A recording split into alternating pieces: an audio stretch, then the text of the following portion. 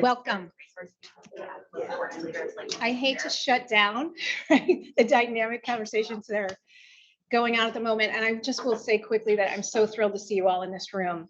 And I was just thanking Mara for bringing us all together and for giving us the opportunity to be in person and to talk about science in real time. And so that's the informal part of my introduction, but I just wanted to make sure I shared my enthusiasm for our gathering here today. So thank you for joining us. I'm Kate Cagney, the director of the Institute for Social Research at the University of Michigan. And I'm so glad you are participating in the ISR Insight Speaker Series. The Insight Speaker Series is a forum for ISR faculty to share their research to inform the public good.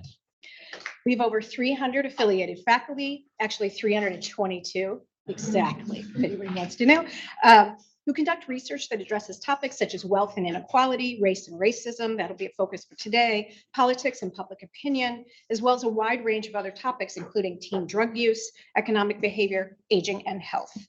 So a full schedule of our Insights talks is available on the ISR website, as well as recordings of past talks in the series. And just in case you have colleagues who aren't here today, we'll post a video of today's events in that same space as well. So let me tell you about today's session. I have the pleasure of introducing our speaker, Mara Ostfeld. Mara is a faculty associate of ISR Center for Political Studies, assistant research scientist at the Ford School, associate faculty director of Poverty Solutions, and the research director at the Center for Racial Justice. So she has many responsibilities here at the University of Michigan. So we're very glad that she is taking her time today to share her work. That research focuses on the relationship between race, media, and political attitudes. She is working on projects exploring media coverage of protest activity, the implications of different methodological approaches to studying Latino public opinion, and the attitudinal consequences of descriptive representation. In her role at Poverty Solutions, she oversees the initiative's communications efforts and contributes to the Detroit metro area communications and community study, which is supported by Poverty Solutions. During national elections, Ostfeld works as an analyst at NBC and Telemundo.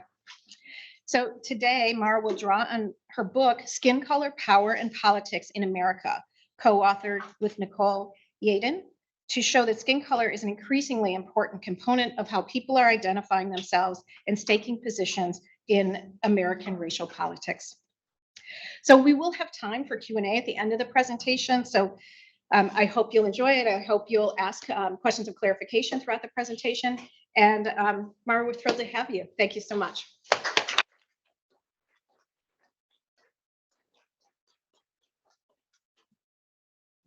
Thank you. Can you hear me okay? Okay. Thank you guys for being here, and I appreciate the warm. I know you guys came here for the food, but I like it. So thank you. I'm gonna look at my notes a little bit. I haven't done an in-person talk, so I'm used to having the presenter view. So please excuse me if I look at my notes a little bit. And thank you again. Please feel free to interject if anything I'm saying doesn't make sense or needs clarification or seems off in any way. But yeah. A little soft in the back. My voice isn't projecting. No, you are great. Okay.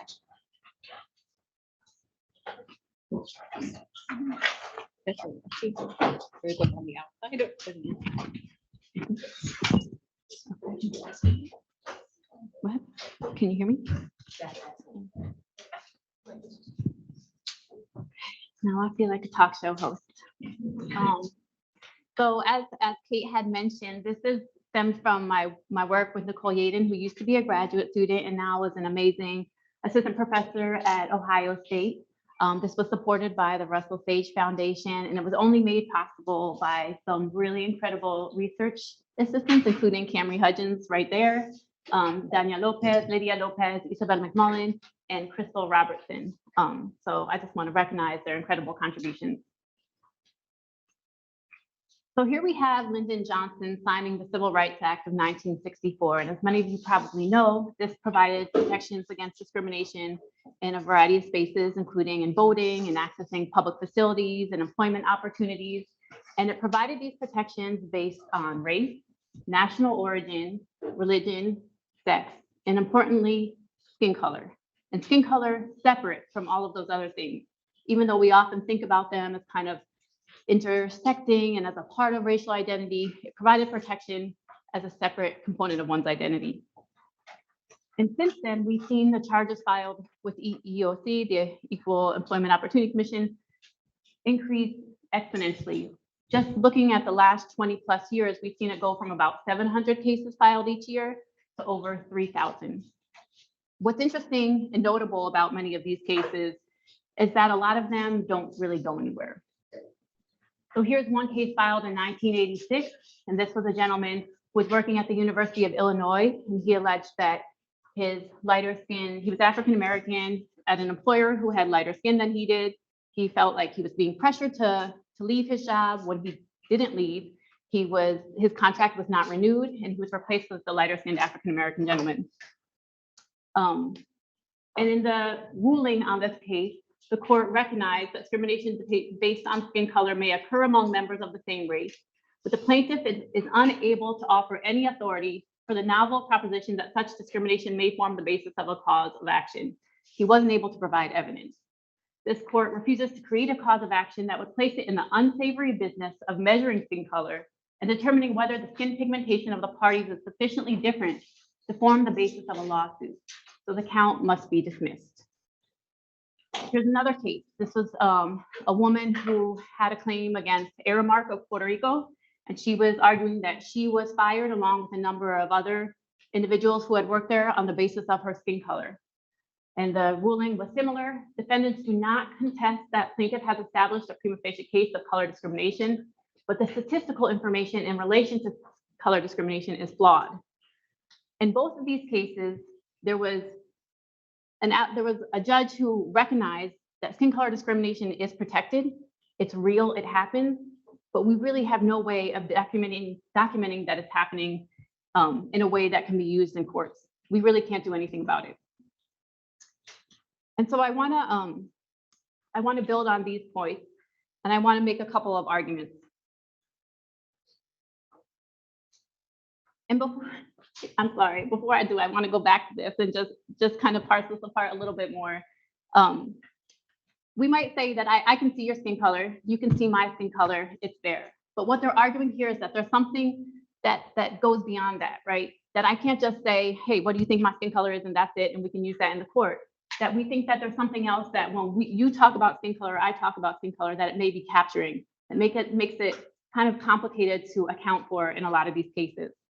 They're basically arguing that much like a lot of other identities, that it may be affected, for example, by social desirability. I can't just take your word when you go to the doctor about your height or your weight. It's affected by the groups that we value and our desires and our aspirations and what we view as good and valuable in our society. And so it's problematic to just rely on people's reports. So I want to make three arguments in the talk today. The first is just that skin color matters, that within and across ethno-racial identity groups, skin color is associated with a range of consequential outcomes and opportunities in society today. And because of that, because of the ways we've learned to link skin color to a variety of outcomes in society, it's developed a function as more than just a physical property. It's developed a function as an identity, and that these often capture different elements of our lived experiences. And lastly, and perhaps most importantly, as a political scientist, I want to argue that skin color is going to play an increasingly important role in the context of American politics, and the context in which parties and political coalitions and policies are increasingly racially polarized.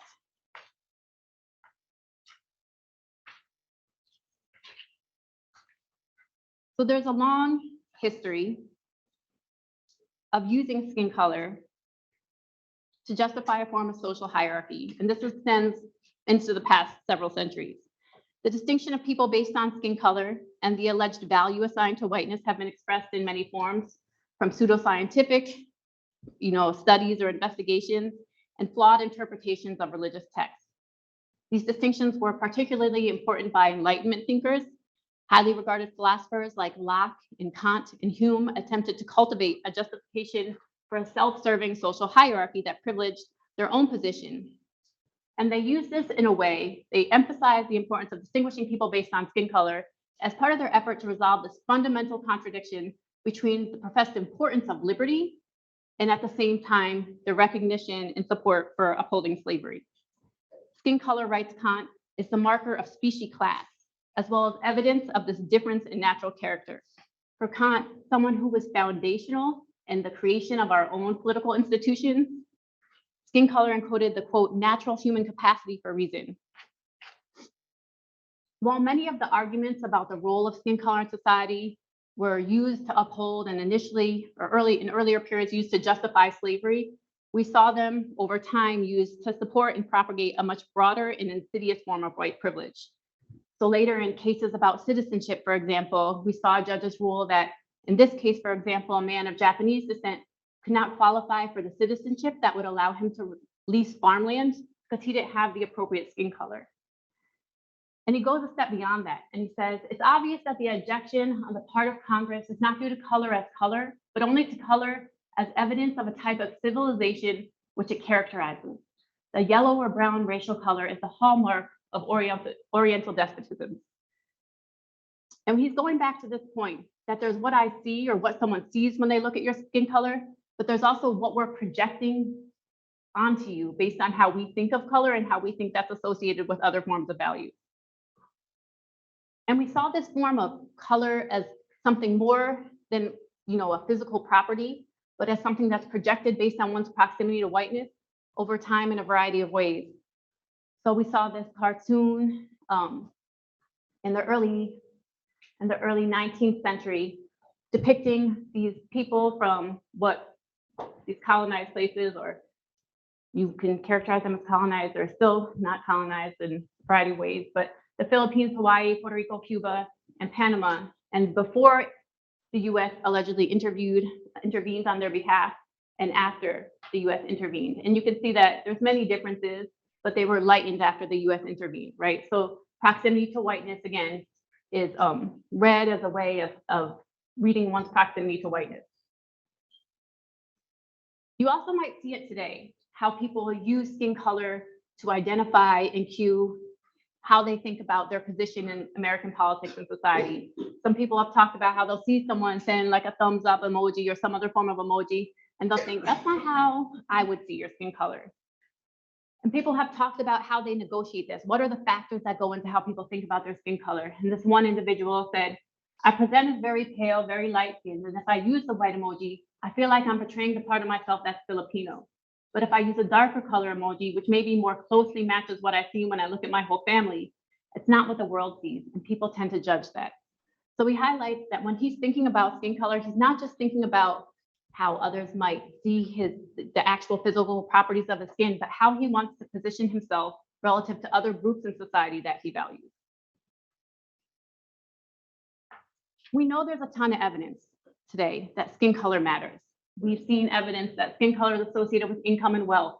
It's associated with occupational prestige, neighborhood segregation, years of education, health outcomes, interactions with the criminal justice system, and perceptions of how racially legitimate or authentic others think you may be. But we don't totally know what each of these are capturing. Many of them rely on self-assessed skin color, where they're asked to look at a scale, maybe something like this, and they're asked to say, what do you think is closest to your skin color? And in doing so, that may do something like underestimate the significance of skin color and its relation to these various outcomes. If we think, for example, that skin color is associated with wealth, then I may overestimate how dark my skin color is because of its association that's been documented over time with lower incomes.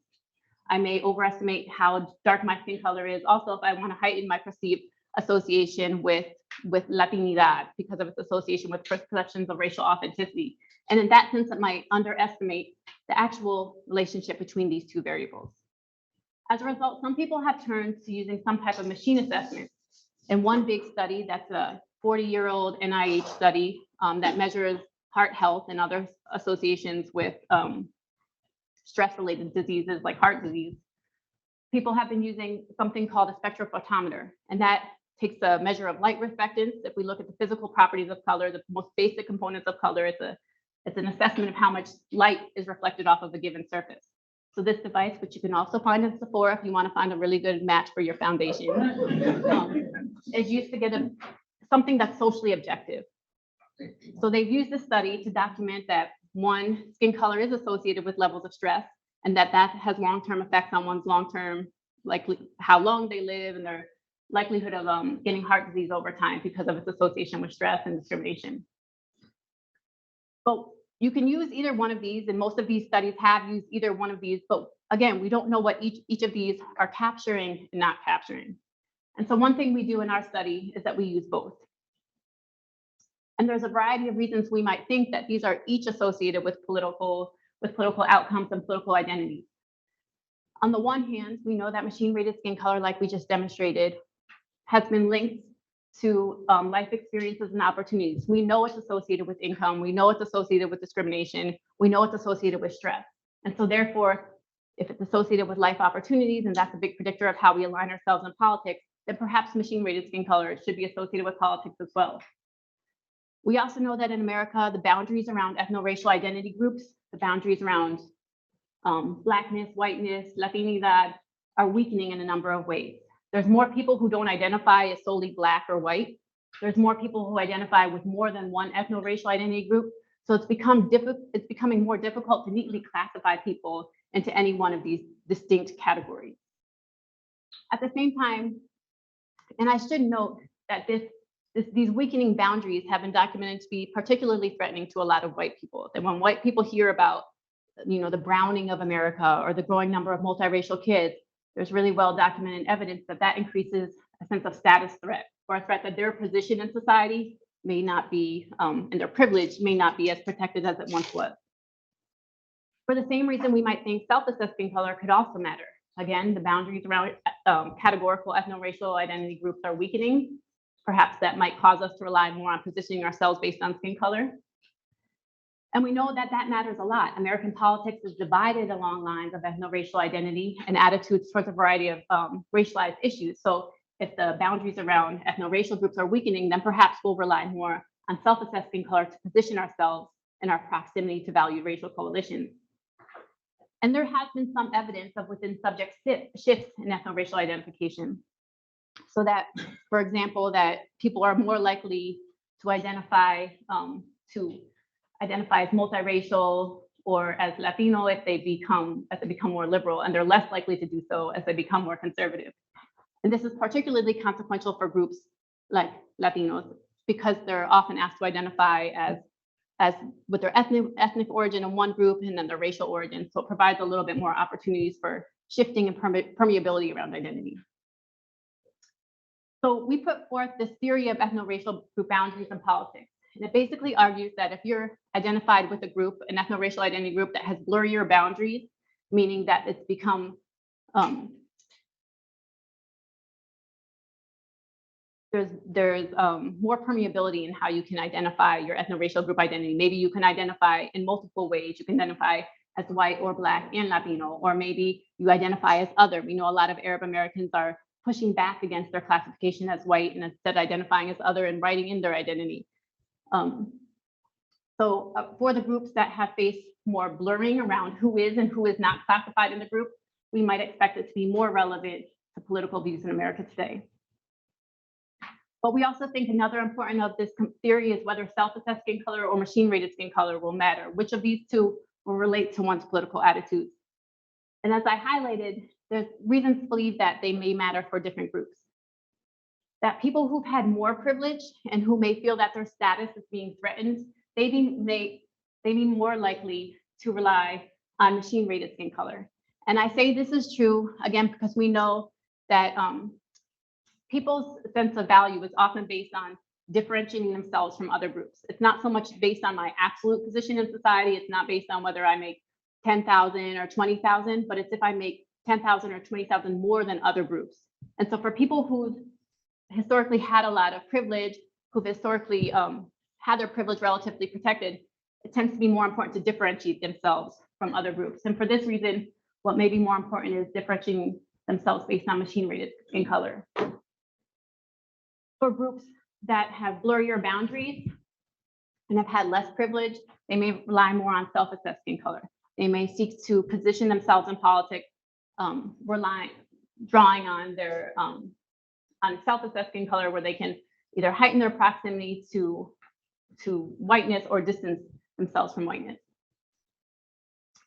And so we put together this really rough matrix of where we might position different ethno-racial identity groups, with groups like Asian Americans, Latinos, Native Americans, Middle Eastern, and North African Americans in this group with blurrier boundaries, where their classification has shifted, whether they're considered a standalone ethno-racial identity group or considered something distinct that has where you also have to identify with a racial group. We might consider those in this group where they face blurrier boundaries and less ethno-racial privilege over time.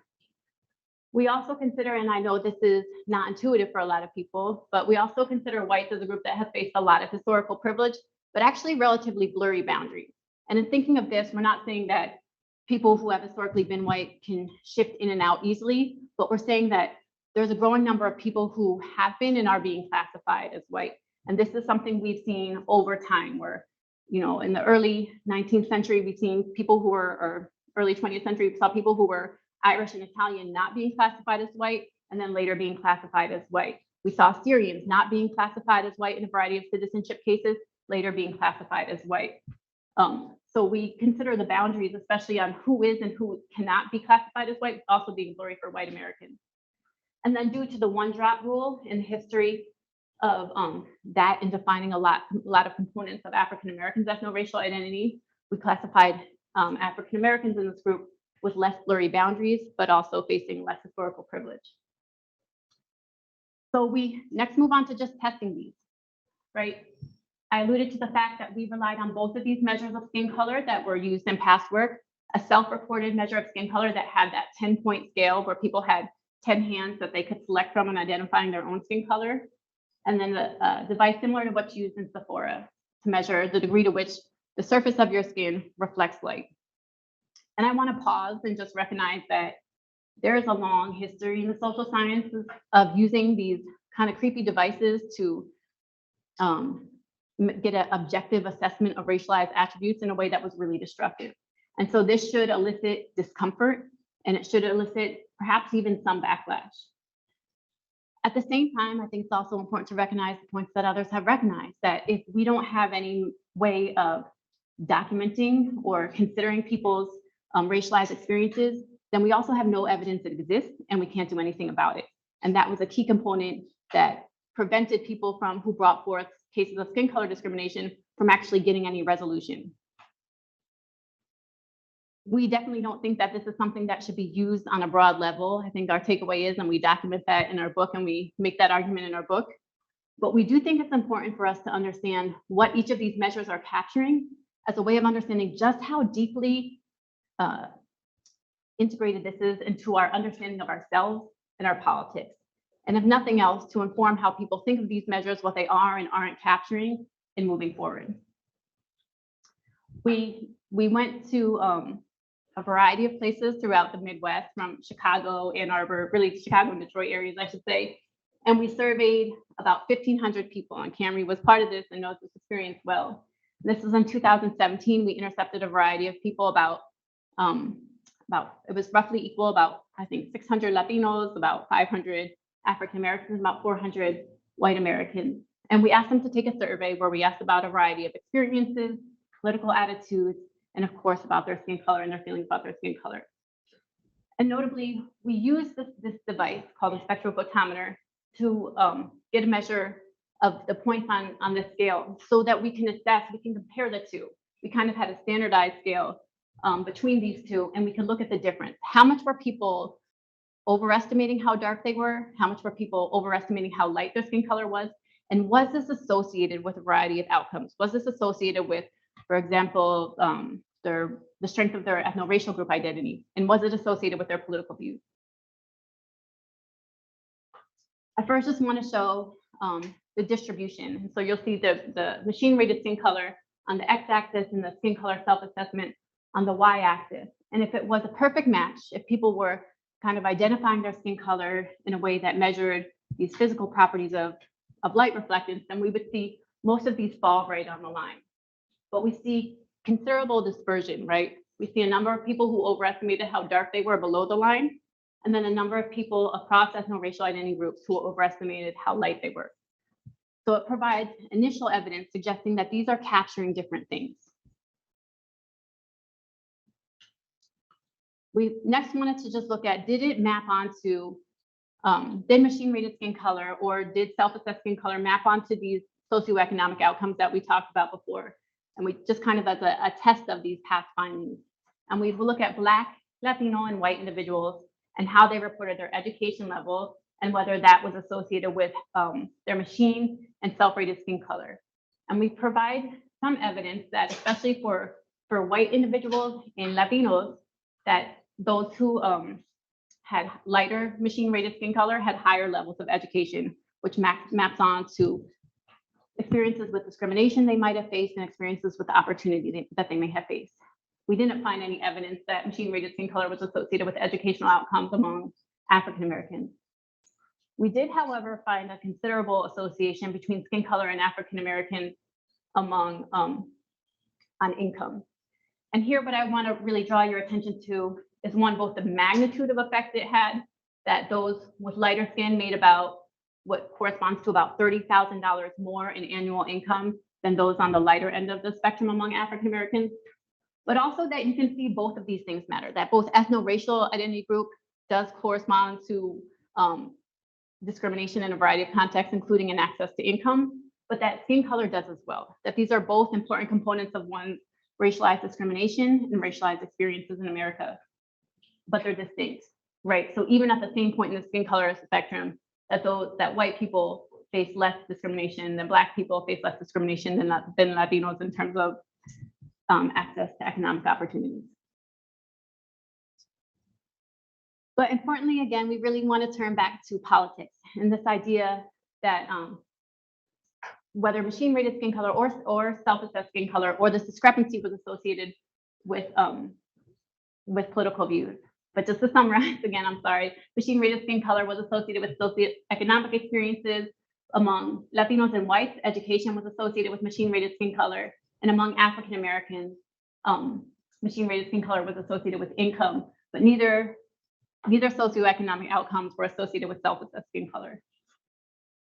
So again, points to the fact that these different measures are capturing different things, that machine rated skin color is perhaps a better capture of how you're perceived and therefore the racialized experiences that you're exposed to, whereas self-assessed skin color does not.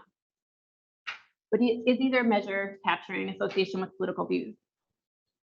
And to capture this, we looked at some things that are highly racialized in America today. We looked at, this was conducted in 2017, so we asked about the most favored 2016 presidential candidate with a specific eye towards Trump, given the racial association, his heavily racialized rhetoric and his position on racialized issues. We looked at the importance of everyone to learning to speak English.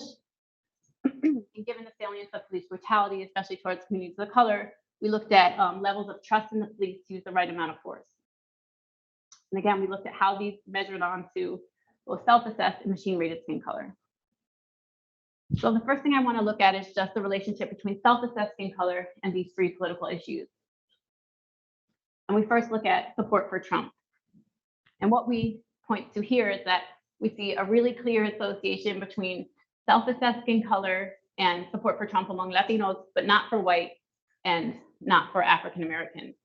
And going back to that theory, our argument again was that self-assessed skin color would really matter for groups that had blurrier boundaries around their ethno-racial identity groups, for Latinos in this case, but not so much for groups that had higher amounts of privilege or less blurriness around their ethno-racial group boundaries. We also looked at the importance of everyone speaking English.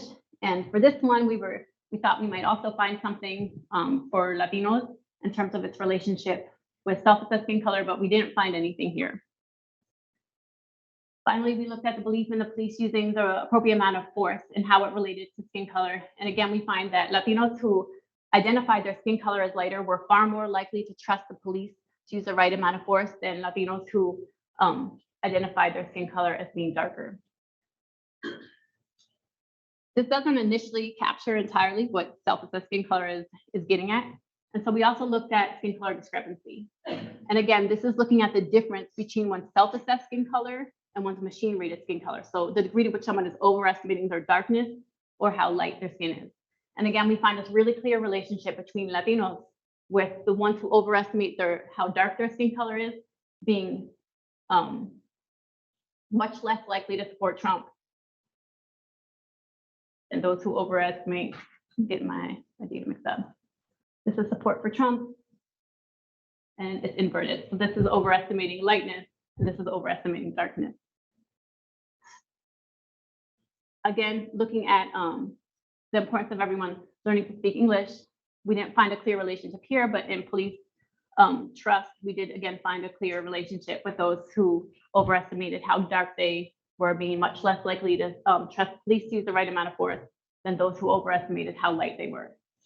So we find this relatively clear association that for Latinos, how they identify their skin color, self-assessed skin color, is an important factor in how they position themselves in American politics. We next looked at machine-rated skin color. And again, we thought this would really matter given that theory of boundary protection, that idea that perhaps those who've experienced the most privilege in the history of American institutions and racial politics, that these individuals would be the most likely to rely on machine-rated skin color in an effort to differentiate themselves from racialized outgroups, those who may be considered honorary whites, but a lot of those whites with darker skin may want to differentiate themselves from.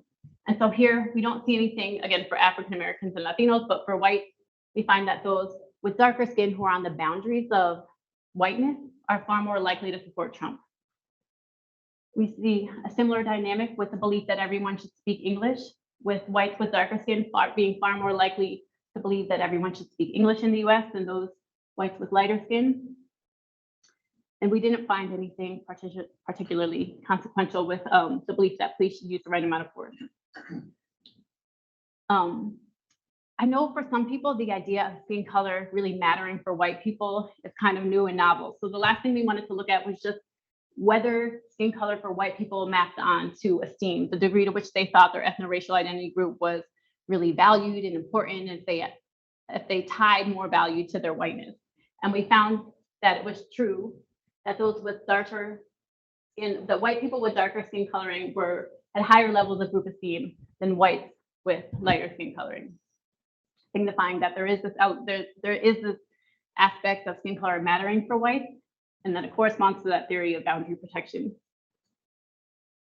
So if we were to summarize all of this, and I know I just threw a lot at you, the first point that we put forth is that skin color is shaping meaningful experiences and opportunities within ethno-racial identity groups. Secondly, that skin color is a distinct concept when we look at machine-rated skin color, how it's seen by the world, and self-assessed skin color, how we identify our skin color. We test this theory about blurry ethno-racial group boundaries, and we argue that those groups that have blurrier boundaries around their ethno-racial group identity are more likely to rely on skin color and how they position themselves in politics. And we argue that this is important in a context where we're constantly expanding in how we understand ethno-racial group identities, and in the context where these boundaries are becoming blurrier for a lot of groups, in a context where there's more and more people who identify as multiracial, and that perhaps this points to the political significance of skin color becoming more pronounced. So I'm going to leave it at that. I know I rushed through it, but I appreciate your time, and I'd be grateful for your thoughts and reactions.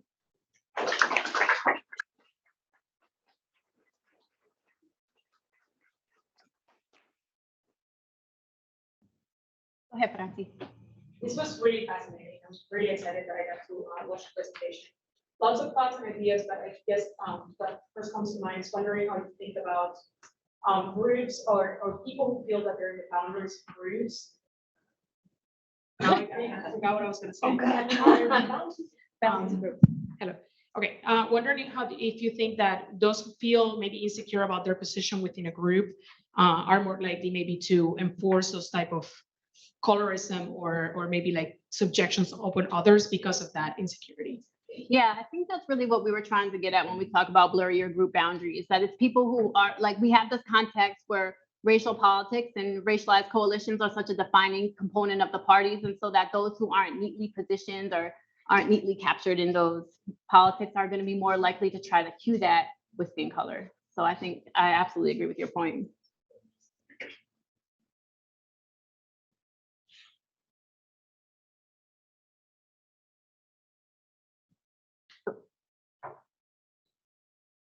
So I think in one of the early charts, there was like the bands of where it was the spectrometer reading. And it looked to me like there was actually a pretty big band for people who identified as African American and Hispanic, like most of the band, and then whites were sort of up, but there was a significant chunk where people identifying as, I think, as Black, were lighter than people who are identifying as white.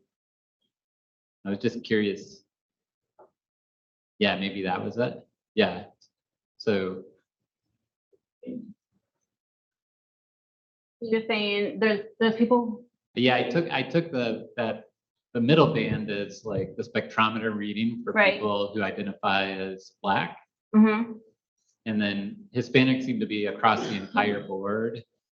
And then whites are sort of up. And yeah, so it was just striking me that like there's a significant fraction of people who are identifying as white who are actually darker than. Yeah, I think that's a really good point. And it's one, even when we ask people to, like white people, when we ask them to identify their skin color on that 10-point spectrum, most people opted for like the 1 or the 2 or maybe the 3, but the range of their actual skin color when we looked at the spectrophotometer was a lot broader. And I think that points to the fact that in America, we're used to just thinking about white people as never having variation in skin color as being this kind of like static racialized identity, when in actuality, there's a lot more variation. We kind of, and I think that's important. We often treat whites as kind of like this baseline void point of comparison for a lot of studies in racial politics, but white identity is its own racial identity. Yeah, and I mean, it was just striking me that you could have a 2x2 box of looking at like lighter skin versus identifying with a racial group. And I can't tell if like the darker skin whites, actually their income is about equal to a lighter skin Black. Anyways, it just seemed like interesting space to be able to. Yeah. And this was a significant difference, that whites with darker skin did have lower levels of income than whites with lighter skin. So it is having an effect on how their racialized experiences. Yeah, the darker skinned whites seem to have about the same income as the lighter skinned Blacks. That's right. Yeah. So, yeah, like is there a race effect, like a perception of or racial background versus skin color, sort of 2x2 box? I hear what you're saying. And I think to your point, it's interesting that the effect of skin color, especially for African Americans, has a greater effect on income than the within group, between ethno-racial group effect of. Yeah, just one more follow-up. How do you puzzle around with the Latino line there? Seems to be no assistance. Yeah, this was something we did notice a lot of people when we were doing the surveys who kind of struggled with calculating their annual income. A lot of times that we asked about household income and determining who was in your household was more complicated than I think we initially thought it would be. After doing this study, we realized that that's often a really hard calculation for a lot of people to do, especially people who have multi-generational households. And so that's something I think we would have done differently, but I think that may have been part of it because we know in other studies there was a clear association. Go ahead. I'll bring the mic back to you. No, go ahead, Amrita. So if you go back to the graph that had the circles on it, Yeah. that would That's over here. No, I don't even remember where it is. I'm sorry. right there. SO. You keep passing. No, Oh, the one that one. okay. Am I reading that? I might be reading it wrong. That Black? No, maybe it kind of looks like more Black and white overestimate their lightness It does seem like that. than Latino. I can't remember the exact distribution, but that does correspond with what I remember. Most people overestimated their lightness by one, like on that scale where we have those hands, by over 2 hands. And so it wasn't like when we talk about people overestimating how light or dark they are, it's not just like obviously we all have some variation, even based on like hormones and our skin color, but these are really significant overestimates of lightness and darkness. Okay. So it wasn't that Black people and white people were doing it more than Latino people. But also, does this represent different numbers of Black people? So it wasn't an equal amount of Blacks and whites and Latino people either? You know what, that's a good point, and I know we have in the book, and I can't recall off the top of my head, but I think that is what it looks like, and I can't recall. But you didn't see that. Everybody tends to overestimate. There's more people who overestimate their lightness within each ethno-racial identity group, but within each ethno-racial identity group, there was a good number of people who also overestimated how dark they were. And I think that that's something that we really try to emphasize too, that there's value in the social groups that we want to aspire towards, like that one student had mentioned, can go both ways, right? So there's people who the social groups they want to be identified with are darker than they are, and those that are lighter. And so I think it just highlights just how malleable this identity is right now. Because if that was the case, I was wondering if there was a relation, if it was due to like a relationship between, like the historical relationship between Blacks and whites. If Latinos didn't do it as much, but Man. they do. Yeah. Go ahead. All right, thank you so much for this. I just wanted to get a little clarification about whether these groups, the racial ethnic groups that you present here, are mutually exclusive, and whether that's. We did ask, people could select all the ethno-racial identity groups, including Middle Eastern, North African, and Native American, and we only included in these analyses the people who identified as just white, just Black, or just Latino, because I think there's other dynamics that are happening for people who identify as multiracial, and we didn't have enough to really look at them separately. Great, thank you. Hi, first and foremost, thank you for your time and putting this presentation together. I think this is a question that I'm thinking about, like, on a larger scale and applying these findings to the larger United States. And I think while you were going through this, I was thinking about my experience of living in California and growing up in California, where there's more sun throughout the whole year, and yet your skin is naturally, you have a tan and you're darker. While when I came here, literally in 1 year, I got lighter because there is no sun. So I'm thinking, since these 1,500 survey participants were from Detroit, you're getting this data reflects the trends in the Midwest. How would you think this looks like in different regions of the United States? Do you think it'll be the same trends, or do you predict it will be different? Yeah, I think there's two aspects of your question that are really important. There's one, I mean, could there be variation within our own sample? We did it from June to September, so perhaps people's skin color was changing as summer, progressed. And we did look at that, and we found there was no significant change within ethno-racial identity groups. There wasn't like, in August, people were significantly darker than June. So that's one thing. I also want to just mention that some people have asked, well, like, what about people who work in the sun? Maybe those tends to be lower income folks, people doing more like construction type jobs, and maybe that's an element. But we did especially for the findings for white people held, even when we just looked at the college educated, that skin color mattered, even when we we didn't know about occupation, but we did know about education. So even when we looked at just college educated folks, skin color mattered. The other point was about regions, and I think that's a really important point, because we can look at subgroups within Latinos who have their own racialized history, or just regional histories. Like in New Orleans, there might be this distinct aspect because of how race has, developed associations there. And I think that's something that we don't capture, but I think is absolutely needs to be further considered with any other future work. Thank you. Yeah.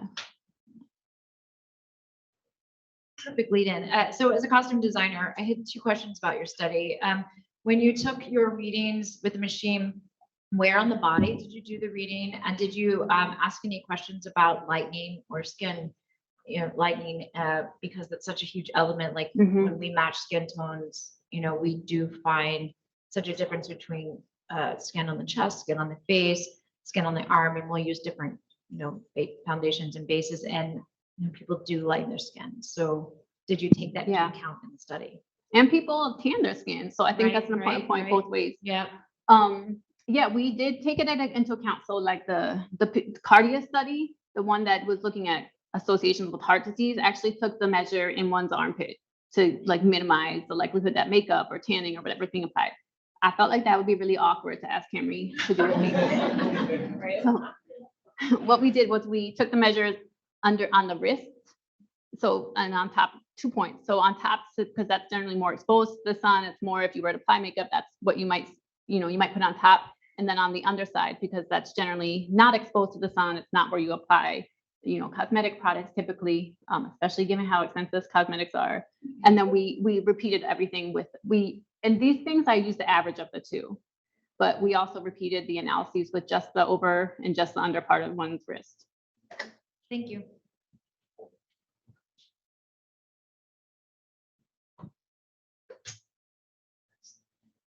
Thanks, Mara. This is super interesting, and my head is buzzing with questions, and I'm trying to figure out which one to ask. I think I wonder, given the endogeneity problem of skin color and racial identification, have you estimated just skin color on your outcomes of interest rather than including actual racial identity categories in the model? Because it seems to me that your theory, if I understand it correctly, is something about the socialization experience of people with darker skin being different qualitatively to people with lighter skin. And obviously that's conditioned by racial identification itself. But I wonder if you've just looked at the sort of raw relationship between skin color and your outcomes. And related to that, this is kind of an annoying, why don't you do this as well question. But it seems to me that there's going to be like a lot of cultural subgroups within take just like people who identify as Black, for example. Like there's going to be African Americans and people who have that historical heritage, but then there's also going to be like recent immigrants, like African immigrants, for example. Like I think of like the Nigerian population in the US who are very, very highly educated. If you just look at that, if you look at that category Black, is that confounded by these different subgroups within that category? And do you expect those relationships to be different based on those subgroups? Yeah, those are two really good points. We did look at, if we pool across ethno-racial groups, all the findings are stronger because we have more power and because race is correlated with skin color, and it just compounds all the effects. So we felt like it was important to look at them apart, also because of, like you had alluded to, the distinct ethno-racial histories. And we thought this was kind of the more conservative test to see if it held, but also because another component of our theory was how people are negotiating these like blurring categories in this evolving ethno-racial context. And we thought the history and people's position would cause them, and we think we provided support for that, would cause them to negotiate this blurring differently. Your second point, yeah, I think within most of these ethno-racial groups, there's probably unique dynamics. There's definitely unique dynamics if we consider gender and even age. But at the same time, the degree to which skin color has been institutionalized throughout history, predating, America as a country, is so deep that, I mean, that first case that we started off with, Edward Sari, he's a Nigerian American, and he was very well aware, obviously, of the history of skin color discrimination and how it might play out. So we, in no way do we think this is bound to the US or bound to certain even national origin groups. But you're right, there's probably other dynamics that we're not capturing. That point kind of correlates to the idea of how exactly the caste system was set in the South Asian community, and looking at the various levels of skin color within there that can be casted. And you can kind of look at those who were darker skinned were of course in the lower bottom of the caste system, and those who were higher were of course higher in that. And something that to take into consideration is, like, once you were born in a caste system, you were unable to move within those. That was a lifelong commitment. So that's something interesting. One of the questions I have is within the Latino category, if the ethno population was kind of a matter of, for instance, if they were either Caribbean or if they were from Mexico, like, was that something that was measured within the scale? We didn't break them apart. We did have a good number of Mexican Americans and Puerto Ricans, so we intended to do that, but we have not gotten to that yet. I will say on your other point, it's interesting that you point out the caste system in India. And I think it's important to note that like in other countries, it's usually like the ethno-racial categories are more explicitly about skin color. So there's like the US's history with skin color, and then it's compounded by how a lot of other countries just rely on more explicit, especially in Latin America, just rely more explicitly on color categories. But what's really interesting is that there's growing evidence that in a lot of parts of Latin America, people, they have censuses where they ask about Black, white, various forms of brown, and there is shifting in those categories based on one's economic position. And so it just speaks to the way that the endogeneity that Josh pointed to, that these are kind of reinforcing identities, that we're both affected, our experiences are affected by our skin color, and then how we read that affects how we identify our skin color.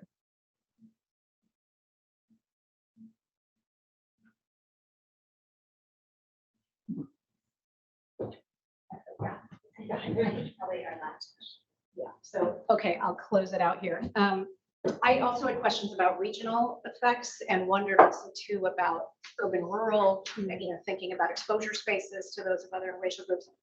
And then I wondered too, I saw that you cited Ellis Monk, and Ellis has done some interesting work where he's had the respondent assess skin color and an interviewer assess skin color. And so wondered if your interviewers at all weighed in on color assessments of the respondents. Yeah, we did, but we realized that because our interviewers actually knew what we were studying, it was kind of it was a noisier measure than we wanted to use. But I think it's interesting because it seems like all human assessed skin color measures are affected by the attributes that we associate with skin color. And so I think there could be additional, parsing apart what each of those mean that needs to be done. Great, so I think according to Anna's direction, I meant to close us out. So, again, Mara, that was a terrific presentation and clearly very engaged audience. So thank you so much, and we hope you'll come back and present the work as it continues to develop. So thank you so much. Thanks.